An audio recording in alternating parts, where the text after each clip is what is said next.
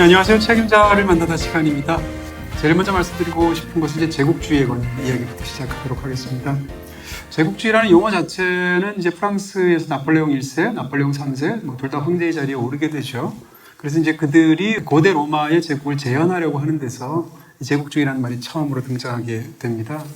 제국주의가 인류 역사에서 가장 번성했던 것은 대략 19세기 말에서 20세기 초반까지 시기죠. 근데 사실은 이때가 가장 발흥하긴 했습니다만 15세기 때부터 제국주의적인 부분들은 서양 역사에 있었고, 대표적으로 유럽의 각국에서 이제 항해술을 발달을 하면서 아메리카 대륙을 발견하게 되고, 아프리카를 또 침공하게 돼서 또 식민지로 만들게 되고, 또 아시아를 침공하게 되고, 이런 과정 속에서 이미 그때부터 제국주의가 팽창하기 시작했지만, 서양 역사에서 가장 크게 그랬던 것은 19세기 말, 20세기 초반에 굉장히 호전적인 제국주의적인 어떤 침략들이 있었던 것이죠. 이 제국주의의 당시 양상 같은 것이 이제 그 수치화되어 있는 부분들이 있는데요. 이 1914년에 제1차 세계대전이 터지기 직전의 상황을 보게 되면 우리가 이제 그 당시에 제국주의 국가라고 말할 수 있는 미국, 영국, 프랑스, 독일, 이탈리아, 일본 이런 나라들이 전 세계에서 차지하고 있는 영토를 환산을 해보면 85%를 그 당시에서 제국주의 국가들이 차지하고 있었대요. 그러니까 그야말로 서로 이 타국을 침략해서 자기의 나라의 이익을 극대화하는 부분에서 서로 피할 수 없는 충돌로 이어진 것이 사실은 제1차, 2차 세계대전이라는 측면이 있다는 거죠. 우리가 이제 해가 지지 않는 나라 이렇게 말을 하는데 그건 이제 남의 나라를 얼마나 많이 침공했는가를 보여주는 지표이기도 합니다. 어떻게 보면 대영 제국이라고 우리가 보통 말을 하지만 대영 제국의 경우에 1860년대에 이미 세계에서 철강 생산량의 절반을 영국에서 생산했대요. 그러니까 영국 제국에서. 그리고 또 이제 공업 제품의 무역량의 40%를 영국 한 나라가 독점했다는 거거든요. 그러니까 당시에 이 제국주의의 위상을 우리가 수치적으로도 좀 짐작할 수 있는 측면이 있을 것입니다. 모든 사상이 다 그런 것처럼 이 제국주의에도 무조건 나쁜 것만 있는 건 아니었던 것 같아요. 긍정적인 측면도 분명히 있었을 것입니다. 아마도 가장 중요한 것은 효율이 아닌가 싶은 생각이 있는데 제국주의가 분명히 어떤 측면에서는 효율적인 측면이 있었을 것이에요. 그리고 약소국 입장에서는 민족적 국가적 자존심에는 정말 치명타이겠지만 어떻게 본다면 제국 깃발 아래 들어가면 상대적으로 안전한 측면도 있다는 거예요.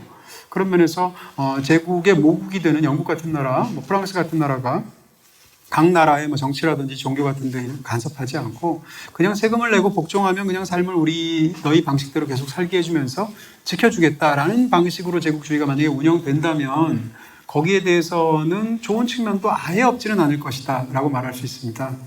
그러니까 어떻게 보면 약간 억지로 말한 측면들이 있는 것이고요. 그래서 이제부터는 이제 제국주의의 해악에 대해서 말씀드릴 수밖에 없겠죠. 일단 제국주의라고 우리는 말을 하지만 제국이란 말을 제일 인류에서 잘 어울리는 나라는 사실 로마였습니다. 고대에도 이미 제국주의가 있었다는 얘기인데 그러면 로마 제국주의와 근대 이후에 서양에서의 영국이나 프랑스나 독일 같은 나라들의 제국주의의 근본적인 차이점이 뭔가라는 것입니다. 그것은 독점적인 지위랑 관련이 있다라는 것들을 이제 사가들이 이야기를 하고 있죠. 예를 들어서 국가나 기업 입장에서는 이 근대에 이르면 이 생산 능력이 급속도로 발달하게 되지 않습니까? 자본주의가 성숙하면서. 그런 물건들을 굉장히 많이 생산하게 되는데 더 이상 물건을 팔 데가 없는 거예요. 그런 상황에서 물건을 팔 때 혹은 물건을 더 싸게 생산할 수 있는 노동력을 얻을 수 있는 장소들 이런 것들을 찾아서 약소국들을 식민화하는 경향들이 생기게 된다는 거죠. 그런 부분이 예전에 로마하고는 굉장히 큰 차이가 있는 것이다 이런 얘기를 하고 있고요. 그래서 레닌 같은 사람은 제국주의가 자본주의의 최고 단계이면서 최후 단계다 이런 말을 쓰기도 했었습니다. 어쨌건 오늘날 우리가 제국주의라고 하면 그것이 이론적으로 정립되어 있는 어떤 것이 있는데 거기에 가장 결정적인 영향을 미친 사람은 영국의 경제학자인 존 홉슨이라는 사람이에요. 제국주의론이라는 책을 1902년 책을 썼는데 그 내용이 이렇습니다. 그러니까 그 당시 기준에서 오늘날 유럽에서 이 제국주의가 등장하게 된 것은 경제적인 이유라는 것입니다. 땅을 단순히 침공하고 이런 의미가 아니라 아까도 잠깐 말씀을 드렸는데 자본주의가 급속도로 발달하게 되면 생산 능력이 엄청나지지 않습니까? 그래서 물건들을 많이 생산하게 되는데 부자, 다시 말해서 이 생산 수단을 소유하고 있는 자본가 입장에서는 물건을 많이 생산해도 팔 데가 없어요. 왜냐하면 자기가 그 과잉 생산된 그 이윤들을 사실상 자본가가 다 가져가고 있기 때문에 노동자들은 그것을 분배받지 못한 상황에서 노동자들의 처지는 굉장히 비참한 상황에 놓여 있게 되죠. 비참한 상황에 놓여 있다면 구매력이 없지 않습니까? 물건을 생산했다면 생산한 사람도 노동자지만 노동자는 집에 가면 또 소비자가 되는 거잖아요. 소비자가 물건을 사줘야 되는데 노동자의 처지는 점점 악화가 되고 있으니까 물건을 살 만한 능력이 없죠. 생산은 과잉되는데 소비는 과소되는 것입니다. 그럼 이 남은 물건들을 어떻게 할 것인가에 문제가 있겠죠. 남은 것은 물건이기도 하지만 돈이기도 하거든요. 과잉 자본의 문제도 있는 거죠. 그래서 19세기 제국주의에서 핵심적인 것은 금융적인 제국주의적인 측면이 있었던 것입니다. 그러다 보니까 물건을 팔 곳 혹은 부자 입장에서는 내가 돈이 엄청 많은데 투자할 데가 없어요. 왜냐하면 여기서 팔리지를 않으니까. 그러니까 투자할 용처를 찾게 되는 거죠. 그게 바로 약소국이었고 식민지였던 것입니다. 이런 경제적인 부분이 사실은 19세기, 20세기 초반까지의 유럽의 제국주의의 핵심이다라고 말을 하는 것이 존 홉슨의 입장이에요. 근데 이 결과적으로 이렇게 해외에서 더 싼 노동력을 한단 말입니다. 6살짜리 아이를 심지어는 하루에 16시간씩 노동을 시키는 일이 영국에서 있었단 말이에요. 19세기에. 그렇게 착취를 해서 돈을 벌었는데 그러면서도 그 사람들에게 돈을 제대로 안 줬는데 예를 들면 인도에 가서 물건을 생산하게 되면 그것보다 더 안 줘도 되는 거예요. 그런 측면에서 본다면 이들이 자본가들이 외국에서 식민지를 경영하면서 얻어들이는 이윤이 점점점 눈덩이처럼 커져도 영국의 노동자들하고는 아무 상관이 없겠죠. 그런 측면에서 영국의 노동자 입장에서는 제국주의 혜택을 아무런 영향을 받지를 않겠죠. 그럼에도 불구하고 당대의 영국 국민들, 프랑스 국민들, 독일 국민들은 제국주의적인 팽창을 열렬하게 찬양을 했다는 겁니다. 노동자들이. 왜 그랬을까라고 생각할 수 있는 거죠. 그것은 결국 선전 때문이다라는 얘기입니다. 선전으로 이 우리 제국이 얼마나 위대한가라는 것을 심어준 거예요. 그러니까 사실은 나쁘게 말하면 생기는 건 아무것도 없고 쥐뿔도 없는데 내가 위대한 프랑스 국민이다, 위대한 대영 제국의 일원이다라는 그 일원으로서의 환상 속에 사로잡혀서 제국주의를 지지하는 것이 일반 기층 민중들한테도 있었다는 얘기입니다. 영국에서 이제 19세기 식민지 총독을 지낸 사람 중에 세실 로즈라는 사람이 있는데 그 사람이 했던 얘기 중에 이 우리가 매혹된 사상들에 이런 말이 인용이 되어 있습니다. 혁명을 피하기 위해서는 제국주의자가 될 수밖에 없다. 왜냐하면 소외된 사람들이 점점 생겨나지 않습니까? 자본주의 체제하에서 모순에 의해서. 근데 이 소외된 사람들을 해결을 해주려면 사실은 국가나 뭐 자본가들이 이렇게 제대로 복지를 마련해 줘야 되는 거거든요. 근데 복지책을 제대로 마련해 주려면 돈이 너무 많이 들잖아요. 근데 그 돈을 내는 것은 어려운 부분이 있다는 거죠.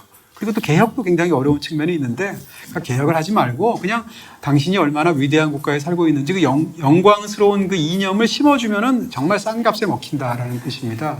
이 제국주의는 기본적으로 약간 진화론을 사회에 대입시킨 개념처럼 보이기도 해요. 일종의 사회 진화론하고 관련되어 있는데 그 진화적인 상황 속에서 잘 적응하는 개체들은 살아남고 그렇지 않은 개체들은 결국은 도태되는 것이 진화론의 냉혹한 현실이죠. 근데 이것을 고지고대로 국가와 국가 사이의 관계에도 적용을 해버리는 거예요. 그랬을 때 예를 들면 환경에 제대로 적응하는 우수한 인종이 유럽 인종이라는 거죠. 그리고 거기에 적응하지 못하기 때문에 이 사회 진화론의 관계에서는 도태당해서 지배받아서 마땅할 민족들이 있는데 그것이 이제 제3세계 국가들 사람들이겠죠. 그 당시에는 이제 소련이 없으니까 제3세계라는 말도 쓸 수가 없었겠지만은요. 어쨌건 뭐 지금은 이제 우리가 그 문학사에서 배웠던 굉장히 훌륭한 그런 한국의 시인들이나 소설가들이 사실은 친일한 행적들을 알게 되면 굉장히 실망하는스러운 경우들이 많지 않습니까? 제국주의에 대한 입장도 비슷한데 정글북 같은 그런 훌륭한 소설을 썼던 그리고 시인이기도 했던 키플링 같은 사람은 엄청난 제국주의자였습니다. 그래서 키플링이 남긴 제국주의를 찬양하는 수많은 시들이 있어요. 뭐 시의 첫 줄이 이렇게 시작됩니다. 백인의 의무를 성스럽게 짊어져라 이런 거죠. 그러니까 누가 요청하지도 않았는데 자기 스스로가 도덕적인 명분까지 주면서 우리는 침략하는 게 아니야. 백인으로 태어났으니까 그냥 어쩔 수 없이 내가 가장 우월한 인종이네. 어쩔 수 없이 퍼뜨려줘야지. 침략해줘야지. 라는 입장인 거예요. 그러니까 이것은 사실은 정말 그 지배받고 침략받는 민족의 입장에서 본다면 미치고 팔짝 뛸 수밖에 없는 그런 논리인 거죠. 일본도 그랬습니다. 일본이 조선을 점령할 때의 논리는 조선은 미개하고 비문명화된 국가인데 일본이 통치함으로 인해서 조선이 미망에서 깨어날 수 있는 거니까 일본 제국주의가 너희를 사실은 도와주는 것이다라는 입장을 갖고 있죠. 거기에 대한 수많은 그 문서들이 남아있는데 예를 들면 이런 내용도 있습니다. 조선민족은 멍청해 보이고 입은 해벌어져 있으며 보면 눈에 총기가 없고 뭔가 모자라는 인종이다. 이런 서술들이 학자들이 기록들도 남겨요. 그러니까 그런 인종을 우수한 일본 민족이 엔라이트먼트를 하는 거죠. 빛을 던져줘서 문명 세계로 끌어들이는 성스러운 사명을 우리 일본 민족이 갖고 있다라는 것이 일본 제국주의 입장이었고 영국 제국주의 입장이고 프랑스 제국주의 입장이었었겠죠. 제국주의가 있고 식민주의가 있을 때 이 양자는 약간 다릅니다. 식민주의의 목적은 땅이에요. 그러니까 식민주의를 식민이라는 말 자체가 그렇죠. 그래서 그 나라를 침공을 해서 그 땅을 빼앗는 것이 자체가 목적이라면 제국주의는 땅이 목적이 아니라 이윤이 목적인 겁니다. 그러니까 만약에 땅이 목적이면 아무리 거기에 돈이 많이 들어가고 그 나라 경영하는 나라 입장에서 손해라고 할지라도 산술적으로 계산적으로 땅이 내 거이니까 절대 물러갈 리가 없겠죠. 근데 제국주의자는 의외로 순순히 물러가요. 왜냐하면 이윤이 안 남는데 여기 땅에 있을 이유가 없죠. 바로 그런 이유 때문에 2차 세계대전 이후에 제국주의가 급속도로 쇠퇴하고 각 나라의 수많은 약소국들이 독립국으로 탄생하게 되었던 것입니다. 남는 돈이 없으니까. 영국 입장에서는 예를 들면 식민지를 경영할 때 들어가는 비용이 너무 크고 거기서 나오는 것들은 없고 약소국의 그 민중들은 격렬하게 반발을 하고 심지어는 전쟁까지 일으키는 불사하는 그런 독립전쟁을 벌이기도 하고 이런 상황 속에서 굳이 그걸 할 필요가 없는 거예요. 땅에 대한 욕심 같은 게 아니고 이윤에 관한 욕심이니까 그런 측면들이 있었던 거죠. 이제 역사에서 보면 결국은 제국주의가 결정적으로 쇠퇴하게 된 것은 양차 대전 때문입니다. 근데 1차 세계대전, 2차 세계대전은 사실상 제국주의 전쟁의 속성이 있었다고 하잖아요. 근데 1차 세계대전을 보면 이렇습니다. 예를 들면 선발 제국주의 국가들이 있습니다. 대표적으로 가장 발달했던 영국, 프랑스 이런 나라들이죠. 후발 제국주의 국가들이 있습니다. 그 나라는 이제 독일, 이탈리아, 러시아 이런 나라들이겠죠. 상대적으로. 러시아는 좀 약간 좀 경우가 다릅니다만. 어쨌든 이렇게 놓고 본다면 왜 영국, 프랑스는 이제 제국주의적인 확장에서 선발이고 얘네는 후발이 되었을까? 이탈리아와 독일은 독립국가를 만든 것 자체가 영국과 프랑스보다 한참 뒤에요. 1860년대, 70년대 처음으로 독일이라는 나라, 처음으로 이탈리아라는 나라가 통일국가가 형성이 됐거든요. 근데 프랑스, 그 다음에 영국은 오래전부터 그 나라였지 않습니까? 그 다음에 지리결정론으로 말할 수도 있습니다. 영국에서 이 위치를 보면 그들이 새로 발견한 무궁한 가능성을 이루고 있는 땅은 대표적으로 아메리카잖아요. 영국 입장에서 보면 아메리카에서 제일 가깝잖아요. 스페인도 제일 가깝지 않습니까? 포르투갈 같은 나라. 프랑스도 마찬가지로 직접 대서양의 면에 있잖아요. 이탈리아는 어떻습니까? 이탈리아 가려면 지중해를 거쳐서 이 지브롤터 해협을 거쳐서 대서양으로 나가야 됩니다. 독일은 어떻습니까? 독일은 사실상 위에 북쪽에 바다의 면에 있긴 하지만 거기도 이제 북쪽으로 나가려면 이렇게 영국을 돌아서 나가야 되는 것이지 않습니까? 그러니까 지리적으로도 사실은 두 나라가 이 제국주의적인 침탈을 하게 불리한 입장에 있었던 거예요. 그리고 또 공업적으로도 두 나라가 상대적으로 영국, 프랑스에 비해서 뒤진 후진국이었던 거죠.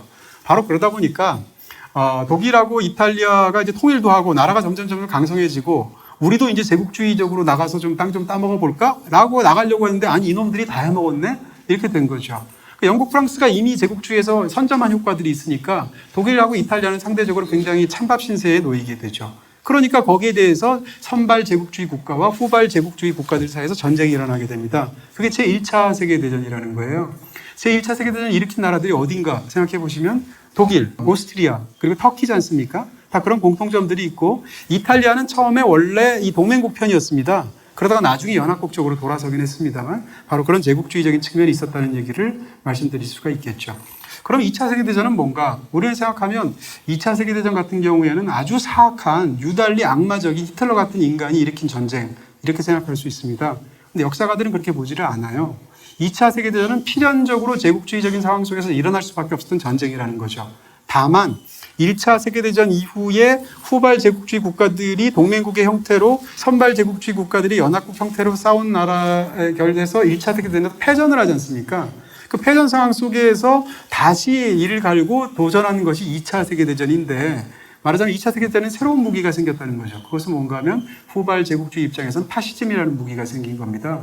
파시즘은 단결력이 굉장히 중요하니까 그렇게 일체화된 국민의 힘으로 다시 전쟁을 벌였다가 결국은 깨갱하고 폐괴하게 된 것이 바로 2차 세계대전이라는 것이죠. 어쨌건 2차 세계대전 이후에 말씀드린 대로 제국주의는 급속도로 쇠퇴를 하게 되고요. 그러면서 이제 오늘날 마지막 제국주의를 원론적으로 얘기한다면 소련이겠죠. 소련 제국주의라고 말할 수 있는 동유럽 국가들까지 이렇게 제국을 이루었으니까. 근데 그것도 1990년에 패망하게 되지 않습니까? 소련 자체가 사라지게 되니까. 그러니까 오늘날 전통적인 의미에서 원론적인 의미에서의 제국주의는 없죠. 그러면 과연 제국주의는 완전히 인류의 어떤 역사에서 소멸된 것인가? 그렇지 않다는 것입니다. 지금은 경제적 제국주의가 있다는 것이고 바로 다국적 기업들이 그런 제국주의적인 똑같은 논리를 가지고 사실은 침탈하는 부분들이 있다라는 주장들이 있는 것이죠. 민족주의라는 것은 이제 민족 혹은 국민 이라는 것이 이제 국가 구성의 어떤 가장 본질적인 요소다라고 이제 그런 보는 입장이라고 말할 수 있을 텐데 이렇게 얘기할 수 있습니다. 민족과 국민은 어떻게 다른가? 원론적인 입장에서 얘기하면 민족은 태어나는 겁니다. 국민은 선택하는 것입니다. 예를 들면 어떤 사람이 한국의 국적을 귀화할 수 있지 않습니까? 인종적으로는 다른데 완전히 한국적인 혈통을 갖고 있지 않음에도 불구하고 얼마든지 한국 사람일 수 있죠. 그럼 그 사람은 한국 국민이죠.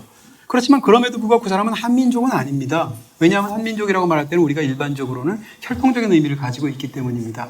반면에 재미교포는 미국 사람이죠. 그렇지만 그 사람은 한민족의 일원으로 넓게 보면 볼 수가 있겠죠. 그런 의미에서 민족과 국민의 차이가 있을 것이다라고 일단 말씀을 드리는데요. 민족주의라는 것은 기본적으로 저희가 이제 낭만주의 얘기를 했을 때도 했었지만 폐쇄적이고 배타적인 입장이 있습니다. 우리 민족 이렇게 말하려면 다른 민족과 다른 그 무엇을 얘기하고 담을 쌓아야 되는 부분들이 있지 않습니까?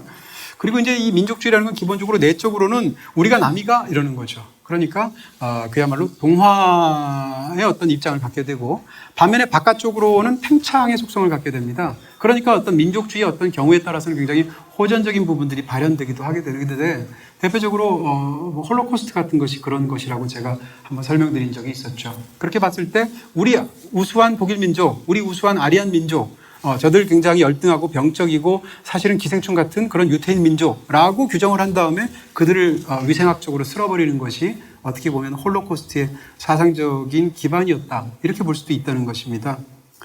민족이라는 개념에 대해서 굉장히 회의적으로 보는 학자들이 요즘은 지배적이죠. 예를 들면 민족이라는 것은 없다는 겁니다. 민족이라는 것은 그냥 상상된 공동체다라는 것이죠.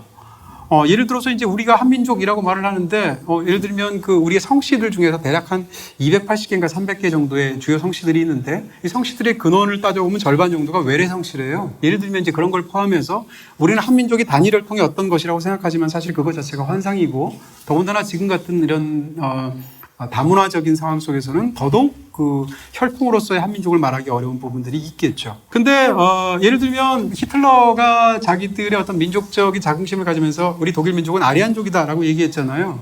근데 혈통적으로 보면 아리안족은 존재하지 않는다는 거예요. 아리안족이라는 말이 왜 나왔냐면 이것은 언어학자들에게서 나왔던 개념이라는 겁니다. 언어학자들이 이제 언어들의 어떤 기원을 연구하다 보니까 유럽의 어족들과 인도의 어족들이 그 말의 형태와 구조에 있어서 굉장히 유사하더라는 거예요. 그럼 인도는 인도고 유럽은 유럽인데 어떻게 둘의 언어가 비교 언어학적으로 비슷한 부분이 있을까? 그러니까 오래전에는 아마 인도와 유럽을 같이 둘의 어떤 접점에 있었던 그런 어떤 언어를 공통의 언어를 사용하는 아리안족이라는 어족들이 있었을 것이다 라는 쉽게 얘기하면 발명된 개념으로서의 어족이란 말입니다. 근데 그걸 가져와서 독일 민족이 아리안족의 순수한 혈통을 이야기한 것이 바로 히틀러인 거죠. 그러니까 말 그대로 상상의 어떤 그런 공동체를 국민들에게 주입시켰던 것이 바로 히틀러였다는 것이고요. 이런 민족이라는 환상을 이제 신문 방송을 통해서 끊임없이 이야기를 하게 되고 강조하게 되고 그리고 또 이제 학교에서 이게 바로 우리 민족의 역사야라고 계속 가르치면서 재생산하게 되는 거죠. 17세기 이후에 유럽에서는 이제 과학혁명 등등으로 인해서 가톨릭의 권위, 개신교의 권위, 기독교의 권위가 완전히 붕괴되지 않습니까? 그러다 보니까 그것을 대체를 하게 되는데 그 대체하는 개념 중에 하나가 민족이라는 개념이었다는 것이고 종교의 어떤 전체를 아우를 수 있는 그런 권위가 깨어지고 나니까 이 각 나라들이 각계역전을 하게 되는 거예요. 각계역전을 하려면 그것을 뭔가 통합시켜주는 이념이 있어야 될 거 아니에요. 그 각계역전하는 각 나라가 갖고 있는 민족국가라는 개념들이 생겨나게 됐다는 거죠. 결과적으로 얘기하면 산업화 과정에서 어떤 나라가 더 많은 것을 차지하려고 하는 나라가 있고 더 많은 것을 뺏으려고 하는 나라에 맞서서 빼앗기지 않으려고 하는 나라가 있는데 이렇게 빼앗으려는 나라랑 빼앗기지 않으려는 나라가 모두 다 민족주의를 내세웠다는 겁니다. 그런 부분에서 굉장히 흥미로운 부분들이 있다는 건데 예전 같은 그런 상황 속에서는 예를 들면 유럽의 노비들 이런 사람들은 자기 나라가 부유하든 말든 아무 상관이 없어요. 왜냐하면 나라 자체가 왕의 것이지 않습니까? 부유하다고 해서 왕이 부유해지는 거지 노예인 내가 생활이 편한 건 아니잖아요. 근데 이제는 이것 자체가 우리는 동등한 시민이야라는 개념을 심어주게 되고 우리 동등한 시민으로서 우리는 프랑스라는 나라의 국민이야라고 얘기를 하게 되면 그런 상상된 공체 형태 속에서 자기의 일체감을 주게 된다는 것이죠. 그렇게 해서 이 제국주의가 팽창하는 데 어떤 그런 감정적이면서 사상적인 그런 토대를 주게 되었다라는 이야기를 드릴 수가 있고요. 바로 그렇기 때문에 민족주의 전성기는 곧 제국주의 전성기하고 겹치기도 합니다. 그런 측면이 있습니다. 자, 어쨌건 그렇게 민족주의는 19세기 말에서 20세기 초반까지는 굉장히 호전주의적이고 배타적이면서 다른 나라를 침략하는 논리로 굉장히 많이 사용되었는데 제2차 세계대전 이후 그리고 그 이후 상황들을 보게 되면 오히려 약소국에서 그걸 사용하고 있죠. 그래서 민족 자결주의 그 자체가 어떻게 보면 제국주의자들이 내놓은 거지 않습니까? 미국의 윌슨 대통령이 한 얘기니까. 근데 거기 그 논리를 그대로 받아들여서 이 약소국들 자체가 민족 자결주의를 외치게 되고 2차 세계대전 이후에 독립하는 일들이 벌어지게 되고 그랬을 때 민족주의는 그 사상적인 기반들을 오히려 피해자들에게 주는 그런 상황이 되었다라는 것입니다. 그늘이 있을 수 있어요. 신생국에서 민족주의를 얘기할 때 그것은 독재를 옹호하는 눈 가리고 아웅하는 수단으로 사용되기도 했다는 것입니다. 사실 한국의 근현대사도 거기서 무관하지 않을 것 같고요. 그런 부분에서 이제 비판 세력이 있을 때 그 비판 세력을 민족주의 이름으로 억누르고 말살하는 그런 방식을 독재 권력들이 수많은 나라들에서 사용하기도 했었죠. 우리가 이제 박정희 전 대통령 때 어떤 이제 1960년대 말에 어떤 그런 것들을 만들어내는 방식을 보면 국민교육헌장이 1968년도에 만들어졌잖아요. 첫 줄이 그렇게 시작되잖아요. 우리는 민족 중흥의 역사적 사명을 띠고 이 땅에 태어났다. 이거지 않습니까? 아니 정말로 우리가 이 땅에 태어난 목적이 우리 민족 중흥의 역사적인 사명을 띠고 태어났나요? 그러니까 이런 말 자체가 갖고 있는 굉장히 무시무시한 폭력과 폭압이 있었을 것입니다. 자, 어쨌건 이 민족주의라는 것은 이제는 약간 효력이 다해가는 그런 개념 같고요. 상대적으로 이제 인터넷처럼 이렇게 정보나 이런 것들이 마음대로 공유될 수 있는 상황에서 그런 배타적인 개념들이 더 이상 옹호되기 어려운 부분들이 점점점 생겨나는 것 같습니다. 지금도 물론 민족주의가 있지만 많은 경우에 민족은 애국주의라는 개념으로 대체되고 있는 것 같아요. 그래서 민족도 이제 혈통이 아닌 국적으로 받아들이는 측면들이 굉장히 많아진다라는 것이고요. 자, 마지막으로 소개해드릴 것은 파시즘입니다. 일단 어원이 재밌습니다. 파시즘이란 말은 어떻게 나왔을까? 무솔리니가 처음 쓴 말인데 무솔리는 공식적으로 세계 최초의 파시스트라고 말할 수 있겠죠. 무솔리니가 이것을 너무 잘 해먹어서 그걸 보고 감명을 받았던 독일의 예를 들면 나치를 만들었던 히틀러라든지 스페인의 프랑코 총통이라든지 혹은 일본의 군국주의자들이 있었겠죠. 근데 어쨌건 이 무솔리니가 썼던 이 파시즘이라는 개념은 라틴어의 파스케스라는 데서 옵니다. 라틴어라는 것 자체가 이제 이탈리아 옛날로 보면 이탈리아에서 사용했던 말인 거잖아요. 근데 파스케스라는 말은 뭔가 하면 고대 로마에서 전쟁에서 승리를 합니다. 그러면 이제 개선 장군처럼 이제 권력자들이 행진 같은 걸 하잖아요. 그럴 때 이 권력자의 시종들이 옆에 그 시중을 드는 그런 사람들이 갖고 다녔던 어떤 그 승전과 권위의 상징이었던 도끼와 나무였어요. 그러니까 위에는 도끼를 이렇게 매달고 밑에는 이렇게 나무들을 이렇게 둘둘둘 말아서 다발로 같이 이렇게 엮은 그런 상징이었다고 하는데 도끼는 지도자를 상징하는 것일 거고 묶였던 그 둘둘둘 만 그 나무 가지들은 이제 민중을 상징하는 국민들을 상징하는 거겠죠. 그러니까 결국은 이 파스케스라는 말에서 나왔던 것은 무엇인가 하면 강력한 지도자, 카리스마를 지닌 도끼 같은 그리고 그런 강력한 리더십에서 이렇게 단일하게 묶여 있는 어떤 그런 국민들 이런 것들을 합쳐서 이 파시즘이라는 개념들을 차용하게 된 거죠. 무솔리니가 사실은 파시스탕을 만들어서 권력을 잡게 된 건 1920년대고 나치에는 1930년대지 않습니까? 그리고 스페인 내전을 일으키게 된 프랑코 총통도 역시 1930년대인데 그러다가 그 연장선상에서 제2차 세계대전이 일어나게 되는 건데요. 흥미로운 것은 이제 독재랑 파시스트, 우리가 파시즘을 독재와 비슷한 개념으로 쓰기도 하는데 차이가 있을 때도 있다는 겁니다. 예를 들면 파시즘이라는 것은 기본적으로 독재와 달리 국민들이 지지할 때가 있다는 거예요. 예를 들어서 나치라든지 무솔리니라든지 이런 사람들에 대해서 이탈리아 사람들이나 독일 사람들이 그것 자체를 좋아하고 지지하는 경향들이 굉장히 많았고 심지어는 나치의 유태인 학살도 지지하는 독일인들이 굉장히 많았다는 겁니다.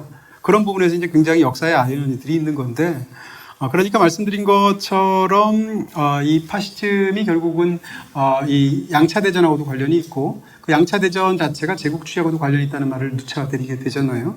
그 연장선상에서 1차 세계대전의 후발 제국주의 국가들이 패전했다고 말씀드렸잖아요. 패전을 하니까 어떤 그 비관적인 전망들이 팽배하게 됩니다. 일단 패전하고 나서의 그 군인들이 있지 않습니까? 그 군인들 입장에서 굉장히 좌절감들이 들겠죠. 패전한 나라의 병사였고 지금은 퇴역했으니까. 그 사람들이 자기들의 어떤 끌어오는 분노를 불출할 어떤 대상들 같은 것이 필요했다는 거예요.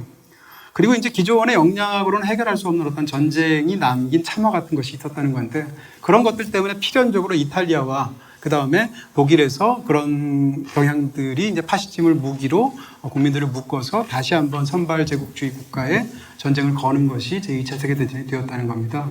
그럼 독일은 그렇다 치고 패전했으니까 이탈리아는 승전국 아닙니까? 1차 세계대전에. 근데 이탈리아가 왜 그랬을까? 왜 파시즘을 낳았을까라는 건데 이탈리아는 1차 세계대전 사이에서 굉장히 기회주의적이었거든요. 원래 이탈리아는 독일과 오스트리아 편이었습니다. 초반에는 이쪽 편에 붙으려고 했는데 연합국 측의 회유로 저울질을 하다가 전쟁 초기에 연합국 쪽에 붙었어요. 근데 이렇게 왕쪽에서 기회주의적인 어떤 행동들을 보이다 보니까 이탈리아는 말하자면 1차 세계대전의 승전국임에도 불구하고 전쟁이 끝났는데 승전국으로서의 과실을 제대로 받아내지 못하고 이도저도 아닌 상황에 놀려서 이탈리아 국민들이 거기에 대해서 분노하게 된 거죠. 그 연장선상에서 결국은 파시즘이 낳는 그 길로 가게 되었다 이런 얘기를 말씀드릴 수 있고요. 파시즘이 득세하는 것은 언제나 위기 상황입니다. 태평성대를 누리는 잘 발전된 나라에서는 파시스트들이 자리를 잡을 수가 없는데 위기 상황이 되면 국민들 입장에서는 불안하지 않습니까? 그런 상황에서 대안이 없을 것 같고 미래의 전망은 불투명하고 이렇게 보일 때 어떤 카리스마 가득한 지도자가 나타나서 사실은 내가 다 해결해 주겠다라고 얘기하면서 이 국민들의 불안과 불만을 잃고 국민들을 강하게 이끄는 거죠. 근데 예를 들면 이런 군중심리를 연구한 학자들 중에서 귀스타프 르봉이라는 사람이 있습니다. 국내에도 책이 나와 있는데요. 그 사람이 군중을 움직이는 방법을 이렇게 요약했습니다. 군중을 움직이고 싶다면 확신을 공격적으로 그리고 반복적으로 말해야 한다. 주장의 옳음을 입증하려고 논리를 펼치려고 절대 하지 마라 라는 이야기인데 사실은 이런 생각들을 가지고 현실 정치들을 보게 되면 걸리드는 부분들이 있어요. 경우에 따라서는 한국에서도 그런 경향들을 보실 수도 있을 것 같고 어찌됐건 이런 상황 속에서 확신을 갖고 있는 내용을 공격적으로 반복적으로 계속 말을 함으로 인해서 이 불안과 불만에 찌든 사람들을 사실은 그 미망의 상태로 끌고 가게 되는 것이죠. 파시스트는 될 만한 이유가 있기 때문에 그렇게 믿는 게 아니라 간절히 원하기 때문에 우리는 그렇게 믿는다라고 말하는 사람들의 입장이다라고 이 책은 설명하고 있고요. 어찌됐건 이 파시즘도 전체주의의 일종이라고 볼 수가 있겠죠. 전체주의는 항상 개인보다 전체가 더 중요한 개념이고 그랬을 때 자유와 평등 같은 개념보다 국가, 민족 이런 개념이 훨씬 더 중요하다라는 것이고요. 그 연장선상에서 히틀러는 아리안족의 영광을 내세웠고 무솔리니는 로마를 봐라. 우리의 과거가 얼마나 찬란했는가. 일본의 파시스트들은 천황 이렇게 내세우게 되고 아시아를 이끌어 나가는 위대한 일본 민족이라는 그런 상상의 이념에 집착을 해서 주변국들의 그런 극심한 피해를 안기게 됐었던 것이죠. 바로 이렇기 때문에 파시스트 지도자는 카리스마가 있어야 됩니다. 왜냐하면 그래야지 사람들을 현혹시킬 수가 있을 것이고 집단을 끌고 갈 수 있을 테니까. 그리고 이제 국민들의 입장에서는 파시즘의 지도자는 말하자면 삶의 어떤 당신이 살아가는 위대한 의미를 제공하는 거예요. 가짜지만 당신은 위대한 아리안족이다. 당신은 로마 제국의 후예다. 이런 방식으로. 그런 부분에서 작동하는 어떤 방식들이 있었을 것이라는 것이고요. 말할 필요도 없지만 파시즘은 당연히 인권을 경시하고 목적을 위해서는 고문 같은 거 혹은 심지어는 살인하는 것, 살해 같은 그런 방식들도 얼마든지 쓰게 되는 것이고요. 무엇보다도 이제 세계 평화에 수많은 어떤 악영향을 미치면서 치명타를 입히고 단순히 자기 민족뿐만 아니라 타 민족까지도 비참한 상태로 만들게 되는 그런 사상이다라고 말씀드릴 수가 있을 것 같습니다. 들어주셔서 감사합니다.